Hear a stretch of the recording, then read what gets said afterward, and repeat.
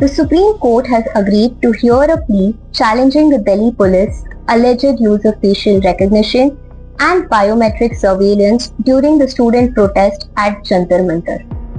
A bench headed by Chief Justice Suryakant, along with Justices Bagchai and Mohana, said the petition would be heard with other related cases. The plea was filed by CPM Rajya Sabha MP A.A. Rahim. His counsel, Advocate Minaka, raised concerns over the facial recognition of protesters and the storage of their biometric data by private companies. The petition argues that biometric surveillance at peaceful public gatherings is unconstitutional.